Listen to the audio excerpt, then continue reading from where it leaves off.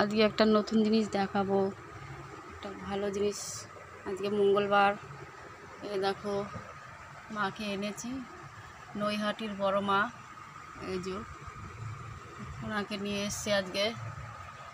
গিয়েছিলাম আজকে সকালবেলা পুজোতে নৈহাটিতে। অনেকদিন থেকেই মনে মনে ভাবছি, এই যে উপরে গুরুদেব আছে, অনেকদিন থেকেই মনে মনে ভাবছি যে যাব মার কাছে, মা যদি ডাকে তবেই যাব। কিন্তু হঠাৎই আমার ছেলে যাবে বলছে, দিয়ে আমি ছেলে আমাকে ছেলে যাবে, আমি বলছি হ্যাঁ, আমার তো খুব ইচ্ছাই ছিল। হঠাৎ করে প্রোগ্রাম হলো, দিয়ে গেলাম, মাকে নিয়ে আসলাম বাবার পাশে। মা ভাঙাচোরা ঘরেই মাকে নিয়ে আসলাম, মা আসলো।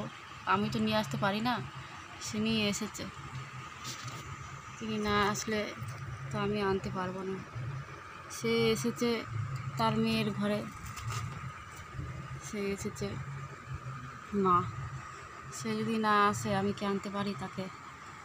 তা আজকে মঙ্গলবার দিন মাকে নিয়ে এসে আমি বাড়িতে এনে এই যে পুজো দিলাম, মাকে সাজিয়ে আমি যেমন পেরেছি তেমন সাজিয়েছি, আমার যেরকম আছে।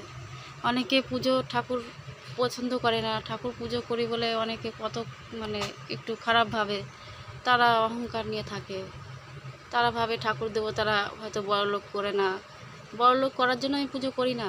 ঠাকুরকে আমার বড়লোক করুক, আমার টাকা পয়সা হোক, আমি এর জন্য পুজো করি না। আমি এর জন্য পুজো করি বাড়ির সবাই যেন ভালো থাকে, শরীর যেন ভালো থাকে, যে যেখানে আছে সবাই যেন ভালো থাকে। শুধু বাড়ির সবাই না, পৃথিবীর সবাই যেন সবাই ভালো থাকে, সবার বিপদ আপদ থেকে রক্ষা হয়। যে আমি কোটিপতি হব, আমি বড়লোক হব, সে মা তো আমার মনের ইচ্ছা জানে। তাকে আবার নতুন করে কি বলবো? তাকে তো কিছু নতুন করে বলার নেই। অনেকে ঠাকুর দেবতা দিয়ে ইয়ে করে, রহস্য করে যে আমি পুজো করি, একটু ঠাকুর ভক্তি বলে কত লোকের কত কথা শুনতে হয়।